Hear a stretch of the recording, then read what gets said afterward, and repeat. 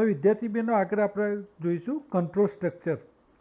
સામાન્ય રીતે વિધાનોનો અમલ એક પછી એક એમ ક્રમિક રીતે થાય છે. હવે એમાં કંટ્રોલ સ્ટ્રક્ચર બે પ્રકારના છે. કયા કયા? લૂપ્સ અને બ્રાન્ચીસ. લૂપનો ઉપયોગ અમુક શરત સંતોષાય ત્યાં સુધી વિધાનોની શ્રેણીનું વારંવાર પુનરાવર્તન કરવાનું હોય ત્યારે થાય છે.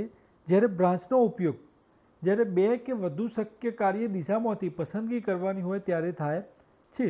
આથી તેને સિલેક્ટિવ સ્ટ્રક્ચર પણ કહેવામાં આવે છે.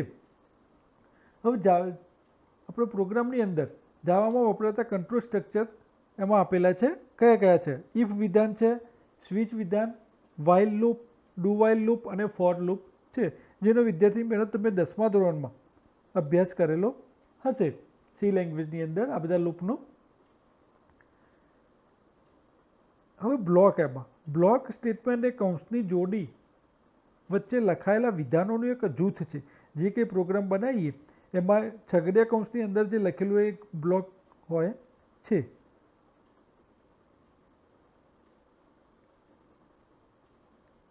અલગ અલગ તાર્કિક વિધાનોનું જૂથ બનાવવા માટે આપણે એને ઉપયોગ કરી શકીએ છીએ. બ્લોકની અંદર વિધાનોના સ્થાનિક અવકાશ સાથે નવા ચલ બનાવવા પણ ઉપયોગ કરી શકીએ. આનું એક્ઝામ્પલ ટાઈપનું આપેલું છે ઉદાહરણ.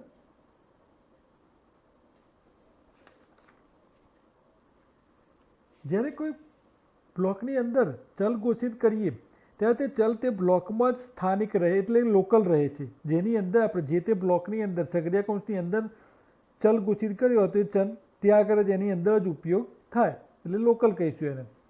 તે બ્લોકની બહાર તેનું અસ્તિત્વ રહેતું નથી. આપણે જે બ્લોકની અંદર ઘોષિત કરેલો હોય તેની બહાર તેનો ઉપયોગ કરી શકતા નથી.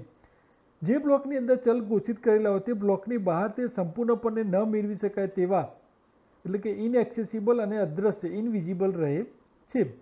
જ્યારે બ્લોકનો અંત આવે છે ત્યારે તે મેમરી છૂટી કરવામાં આવે છે અને તેનો ફરી ઉપયોગ કરવા માટે ઉપલબ્ધ બને છે. ચલ બ્લોક પૂરતો સ્થાનિક કહી શકાય. એક સામાન્ય ખ્યાલ છે જેને ચલનો સ્કોપ એટલે કે કાર્યક્ષમતાની મર્યાદા કહેવામાં આવે છે. જ્યારે આપણે કોઈ ચલના સ્કોપની અંદર બીજો ચલ તે જ નામનો ઘોષિત કરવા પ્રયત્ન કરીએ ત્યારે ભૂલ એટલે કે એરરનો મેસેજ જોવા મળે છે આપણને. એક બ્લોકની અંદર જ એક જેવા નામનો જે ચલ હોય એને આપણે બીજા નામને બેવું જ નામ બીજે ઉપયોગ કરી શકીએ નહીં.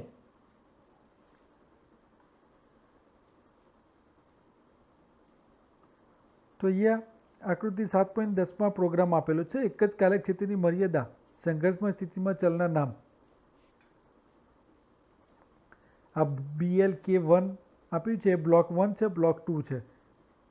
વાય બ્લોક અંદરને એની અંદર ચલ ઘોષિત કરેલો છે. બ્લોક 2 ની અંદર બીજો વાય ઘોષિત કરેલો. બંને અલગ અલગ છે તમે જોઈ શકો છો. આ જે એક્સ છે એ લોકલ નથી, બધામાં ઉપયોગ થઈ શકે એનો.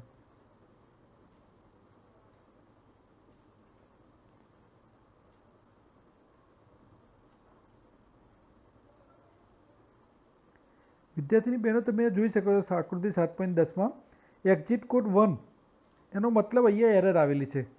પ્રોગ્રામમાં જ્યારે એક્ઝિટ કોડ જ્યારે કમ્પાઇલ કરીએ આપણે ટૂલ્સ મેનુ પર ક્લિક કરીને ટૂલ્સ મેનુમાં કમ્પાઇલ ઓપ્શન આવે છે. એટલે અહીંયા આપણને પ્રોગ્રામ કમ્પાઇલ કરીને બતાવશે કે આપણો પ્રોગ્રામ બરાબર છે કે નહીં. જો એક્ઝિટ કોડ અહીંયા 0 આવે તો એનો મતલબ આપણો પ્રોગ્રામ સફળ રીતે કમ્પાઇલ થયો છે, રન માટે તૈયાર છે એના અમલ માટે. જ્યારે 1 આવે ત્યારે એનો મતલબ અહીંયા એરર આવેલી છે. તો આ પ્રોગ્રામમાં અહીંયા એરર આપણે જોઈ શકીએ છીએ. કઈ એરર છે?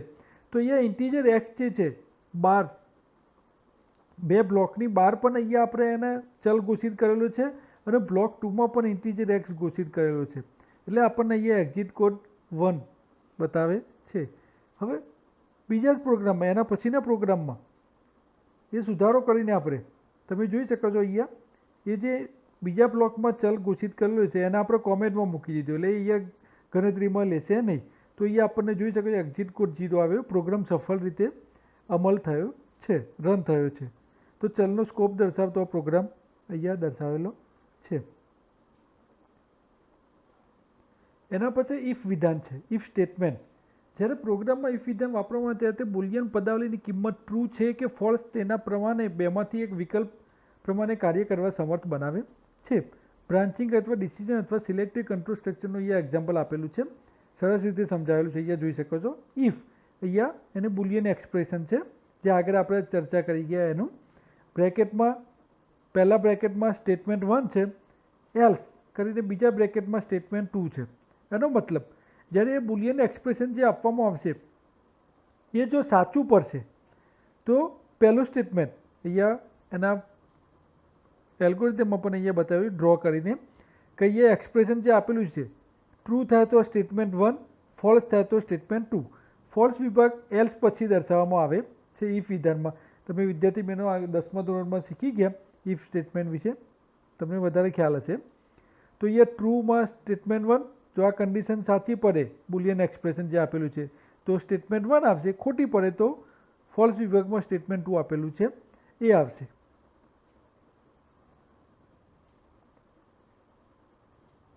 એનું એક્ઝામ્પલ રીતે સમજાયેલું છે બુકમાં, જે મેં સમજાવ્યું એ પ્રમાણે. માર્ક્સની ગણતરી આ રીતે આપણે કરી શકીએ છીએ. તમે એક્સેલમાં પણ આ રીતની ઇફ કન્ડિશનની વાપરતા હતા કે જો 70 ઉપર હોય તો એ ગ્રેડ, 60 થી 70ની વચ્ચે તો બી ગ્રેડ, આ રીતે ગ્રેડ તમે એમાં ઇફ કન્ડિશનનો ઉપયોગ કરીને આપી શકતા હતા. એમાં નેસ્ટેડ ઇફ પણ આવેલું છે. એ જે તમે જે માર્કશીટ બનાવતા હતા એક્સેલમાં એમાં નેસ્ટેડ ઇફનો ઉપયોગ કરતા હતા. જ્યારે એક વિધાનની અંદર બીજું ઇફ વિધાન વાપરવામાં આવે છે તો તેને આપણે નેસ્ટેડ ઇફ વિધાન કહેવામાં આવે છે, જે આપણે ગ્રેડ માટે નક્કી કરીએ છીએ.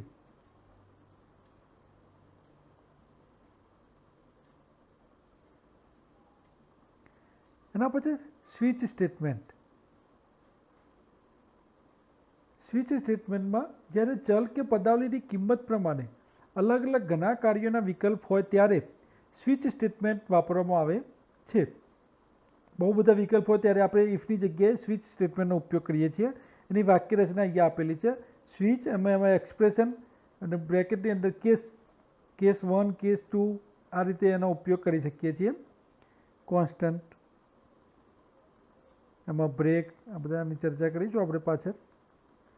સ્વિચ સ્ટેટમેન્ટમાં ટેસ્ટ પદાવલીનો પ્રકાર બાઇટ એટલે કે કેરેક્ટર, શોર્ટ અથવા ઇન્ટીજર હોવો જોઈએ. આ ખાસ ધ્યાનમાં રાખજો ને પૂછી શકાય એક્ઝામમાં. ઇનમ ડેટા પ્રકારની પણ હોઈ શકે, પણ એની ચર્ચા અહીંયા કરેલી નથી.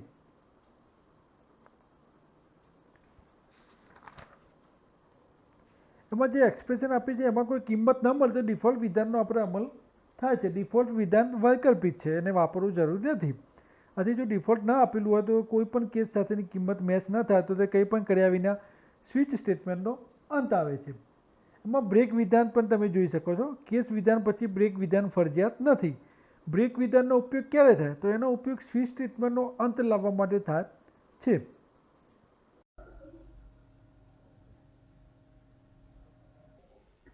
હવે વિદ્યાર્થીની બહેનો આગળ કંટ્રોલ સ્ટ્રક્ચરમાં આપણે થિયોરિટિકલ ચર્ચા કરી કે એમાં બ્લોક વિશે હતું. બ્લોક સ્ટેટમેન્ટ એ કૌંસની જોડી, છગડીયો કૌંસની જે જોડી છે એ વચ્ચે લખાયેલા વિધાનોનું એક જૂથ છે. તો એના પ્રેક્ટિકલની આપણે અહીંયા આઉટપુટ જોઈશું. તો અહીંયા બુકમાં જે 7.10 પ્રોગ્રામ આપેલો છે બ્લોકનો, એને આપણે ટાઈપ કરી દીધેલો છે અહીંયા કમ્પ્લીટ બુકમાં છે એ પ્રમાણે. આ રીતનું ફોર્મેટ વ્યવસ્થિત આપણે છગડીયા કૌંસ આ જે સ્પેસ આપેલી છે, એન્ટર આપેલી છે એ પ્રમાણે વ્યવસ્થિત પ્રોગ્રામ ટાઈપ કરીએ તો પ્રોગ્રામ આપણને વ્યવસ્થિત દેખાય અને જ્યાં કંઈ ભૂલ હોય ત્યાં આગળ ભૂલની શોધવી હોય તો અહીંયા આપણે આ રીતે પ્રોગ્રામમાં શોધી શકીએ. હવે એમાં કમ્પાઇલ કરીશું. ટૂલ્સ મેનુની અંદર આગળ ચર્ચા કરી ગયા એ પ્રમાણે આગળ પ્રોગ્રામ જવાના શીખી ગયા. તો એમાં કમ્પાઇલ કરવા માટે આ જે પ્રોગ્રામ આપણે સ્કાઇપમાં ઓપન કરેલું છે, આગળ ટાઈપ કરેલું છે એટલે ફાઇલમાં જઈને ઓપન કરીને આપણે એને પ્રોગ્રામમાં સ્કાઇપમાં ઓપન કરી શકીએ. હવે એને કમ્પાઇલ કરવા માટે તો ટૂલ્સ મેનુની અંદર કમ્પાઇલ ઓપ્શન આપેલો છે અહીંયા. તો કમ્પાઇલ ઉપર ક્લિક કરીશું. કમ્પાઇલ ઉપર ક્લિક કર્યા પછી તમે જોઈ શકો છો અહીંયા 1 એરર, એક્ઝિટ કોડ 1. મેં આગળ સમજાવેલું તમને કે એક્ઝિટ કોડ 0 હોય તો જ આપણો પ્રોગ્રામ સફળતાપૂર્વક કમ્પાઇલ થયેલો છે એવું માનવું. જો કોડ 1 આવે તો અહીંયા પ્રોગ્રામમાં કંઈક એરર છે.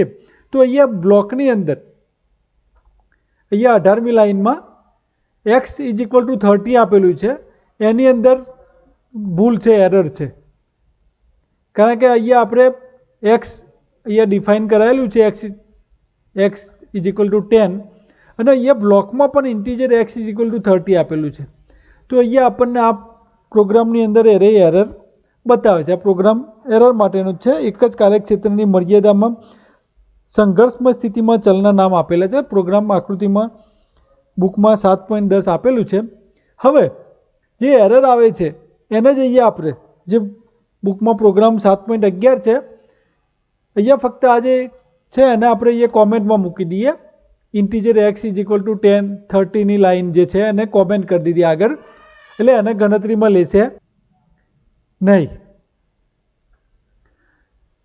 તો એ પ્રોગ્રામમાં 7.10માં જે એરર આવતી હતી એને આપણે integer x is equal two 13 ને આગળ કોમેન્ટ 2 લીટીની કોમેન્ટ કરી દીધી, એક જ લીટીમાં, એટલે 2 સ્લેશ આગળ કરી દીધી, એટલે કોમેન્ટ થઈ ગયું.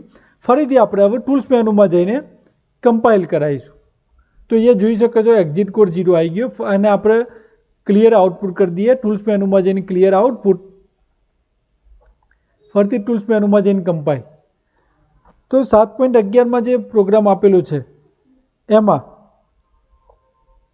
જોઈ શકો છો એક્ઝિટ કોડ 0 છે, એટલે કે પ્રોગ્રામ આપણો સફળતાપૂર્વક કમ્પાઇલ થયો છે. હવે રન કરવા માટે ટૂલ્સ મેનુની અંદર ગો ઓપ્શન, તો આપણો પ્રોગ્રામ તમે જોઈ શકો છો એક્સ ઇઝ ઇક્વલ ટુ એક્સની અને વાયની કિંમત અલગ અલગ. Inside the block 1, inside the block 2, બે બ્લોક આપેલા છે, બ્લોક 1 છે, બ્લોક 2, અને એમાં આઉટસાઇડ ધ બ્લોક એની એક્સની કિંમત કઈ કઈ છે એ આપણને અહીંયા જોવા મળે છે, કારણ કે એક્સની કિંમત અહીંયા આપણે કોમેન્ટ કરી દીધેલી છે જે બ્લોક 2માં આપેલી છે. તો આ પ્રોગ્રામ આપણો બ્લોકનો પ્રોગ્રામ થયો. રિપીટેટિવ કંટ્રોલ સ્ટ્રક્ચર જાવા 3 પ્રકારના લૂપિંગની રચના પૂરી પાડે છે. કે લૂપ કેટલા પ્રકારના છે? ફોર, વાઇલ અને ડુ વાઇલ લૂપ. એનું સ્ટ્રક્ચર અને સિન્ટેક્સ અહીંયા આપેલું છે, સરસ રીતે સમજાવેલું છે વિદ્યાર્થી મિત્રો, તમે સમજી શકો છો. ફોર લૂપ આપેલું છે, વાઇલ લૂપ અને ડુ વાઇલ લૂપ. એક્સપ્રેશન છે, ટ્રુ એક્સપ્રેશન છે, ફોલ્સ સ્ટેટમેન્ટ છે, અલગ અલગ એક્સપ્રેશન 3 છે. એ જ રીતે વાઇલ લૂપમાં એક્સપ્રેશન ટ્રુ અને ફોલ્સ આપેલું છે સ્ટેટમેન્ટ રિપીટેશન માટે. અહીંયા પણ ડુ વાઇલ લૂપ આપેલું છે. હવે આમાં ફોર અને વાઇલ લૂપમાં સૌપ્રથમ ટેસ્ટ પદાર્થની ગણતરી કરવામાં આવે છે, અને જો શરત સાચી હોય તો લૂપની અંદરના વિધાનોનો અમલ થાય છે. આ લૂપ પ્રવેશ નિયંત્રિત, એન્ટ્રી કંટ્રોલ અથવા પ્રી ટેસ્ટ પ્રકારના લૂપ છે. એક્ઝામમાં પૂછી શકાય. ફોર લૂપ અને while loop entry control loop છે, પ્રવેશ નિયંત્રિત લૂપ છે. એવું પણ બને કે લૂપની અંદરના વિધાનોનો બિલકુલ અમલ ન પણ થાય. જ્યારે પુનરાવર્તિતની સંખ્યા અગાઉથી નક્કી હોય ત્યારે સામાન્ય રીતે ફોર લૂપ વપરાય છે. આપણે ક્યારે ફોર લૂપ વપરાય એ ધ્યાનમાં રાખજો. પુનરાવર્તનની સંખ્યા અગાઉથી નક્કી હોય, એટલે કે 5 વખત કે 10 વખત પુનરાવર્તન, તો એના માટે ફોર લૂપ. આ લૂપની અંદર ત્રણેય પદાવલીઓ વૈકલ્પિક હોય છે. પહેલી પદાવલી પ્રારંભિક કિંમત આપે છે. ખાસ ધ્યાનમાં રાખજો, ફોર લૂપ અહીંયા એક્ઝામ્પલ આપેલું છે. આ જે પદાવલી 3 છે, 1, 2 અને 3, એને સેમિકોલનથી આ રીતે આ સાઇનથી આપણે એને અલગ પાડવામાં આવે છે. તો એમાં પહેલી પદાવલી પ્રારંભિક કિંમત આપે છે, એટલે કે i બરાબર 0 પ્રારંભિક કિંમત છે. બીજી પદાવલી એટલે કે કન્ડિશન, અને ત્રીજી પદાવલી પુનરાવૃત્તિ કરનાર છે. આથી ફોર એ માન્ય વિધાન છે, પણ લૂપમાંથી બહાર આવવા માટે કોઈ નિયંત્રણ વિધાન કંટ્રોલ સ્ટેટમેન્ટની જરૂર રહે છે. જો બ્રેક વિધાનનો અમલ ન થાય તો તે અનંત લૂપમાં પરિણમે છે. જો બ્રેક ના આપેલું હોય તો એ લૂપમાં કોઈ એની સાઇન મળે નહીં, તો લૂપમાં એમ પુનરાવર્તન ચાલુ જ રાખે અનંત સુધી. વાઇલ લૂપ, આ ફોર લૂપની સિન્ટેક્સ આપેલી છે. વાઇલ લૂપ, વાઇલ બ્રેકેટમાં i લેસ ધેન 10, એટલે વાઇલ જ્યાં સુધી i ની કિંમત 10 થી નાની હોય ત્યાં સુધી આ લૂપમાં પુનરાવર્તન થતું રહેશે. અહીંયા ફોર લૂપમાં આપણે એ રીતે સમજી લઈએ. i ની કિંમત 0 આપેલી, 0 થી સ્ટાર્ટ થશે. i ની કિંમત લેસ ધેન 10, એટલે કે 10 થી નાની હોય ત્યાં સુધી, અને એક લૂપ જેટલી વખત ફરશે, માનો કે અહીંયા i ની કિંમત 0 છે અને 10 થી નાની, એટલે અહીંયા આપણું લૂપ 10 વખત ફરશે. તો 10 વખતમાં ઇન્ક્રીમેન્ટ કરવા માટે અહીંયા ત્રીજી પદાવલી આપી છે i++. પહેલો રાઉન્ડ પૂરો થયા પછી આની કિંમતમાં વધારો કરશે એટલે 0 એટલે પછી 1 આવશે. બીજા રાઉન્ડમાં 1ની કિંમત આની કિંમત 2 થશે. આ રીતે પુનરાવર્તન થશે. એ જ રીતે વાઇલ લૂપ છે, એ જ રીતે ડુ વાઇલ લૂપ છે.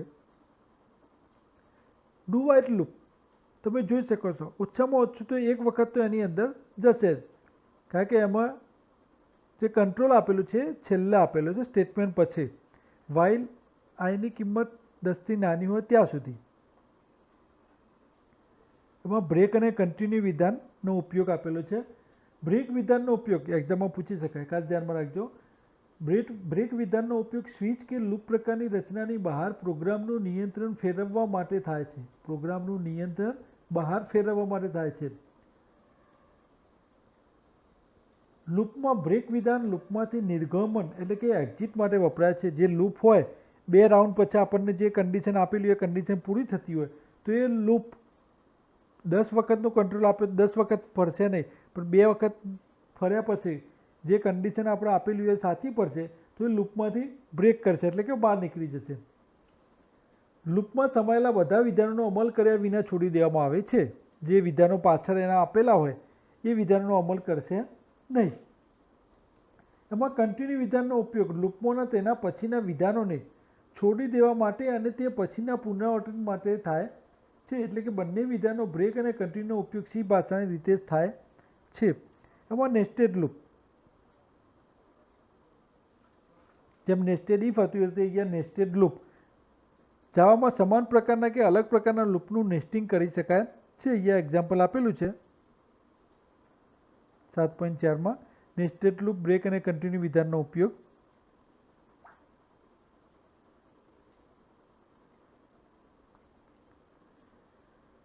અહીંયા લેબલ કરેલા લૂપ અને લેબલ કરેલા બ્રેક આપેલા છે. બ્રેક વિધાન કે જે સૌથી નજીકના લૂપમાં સમાયેલું છે તેને અટકાવી લૂપની બહાર નિયંત્રણ સ્થાનાંતર કરે છે. એ જ પ્રમાણે કન્ટિન્યુ વિધાન તે જે લૂપમાં સમાયેલું છે તેને ફરીથી શરૂ કરે છે. એના માટેનો પ્રોગ્રામ આપેલો છે. લેબલ કરેલા લૂપ અને બ્રેકનો ઉપયોગ એક્ઝામ્પલ સાથે. તો વિદ્યાર્થીની બહેનો આ પ્રોગ્રામ જોઈ શકો છો આપ. હવે બીજો એક પ્રોગ્રામ છે નેસ્ટેડ લૂપ, જે બુકમાં આકૃતિ 7.14માં આપેલો છે. નેસ્ટેડ લૂપ બ્રેક અને કન્ટિન્યુ વિધાનનો ઉપયોગ અહીંયા આપેલો છે. એ અહીંયા પ્રોગ્રામ આપણે ટાઈપ કરી દીધેલો છે ક્લાસ પ્રાઇમ તરીકે, પ્રાઇમનો પ્રોગ્રામ જે છે. હવે પ્રોગ્રામ છે પ્રાઇમ નંબર બિટવીન 3 and 100 એટલે 3 થી 100 નંબરની વચ્ચેના પ્રાઇમ નંબર જેટલા હોય એ નંબર શોધવા માટેને પ્રોગ્રામ છે આપણો. હવે પ્રાઇમ નંબર એટલે શું? તો પ્રાઇમ નંબર એટલે જે નંબરને 1 થી અથવા તો પોતાના નંબરથી જ ભાગી શકાતું હોય એને આપણે પ્રાઇમ નંબર કહીશું. તો 3 થી 100ની વચ્ચેના કેટલા પ્રાઇમ નંબર છે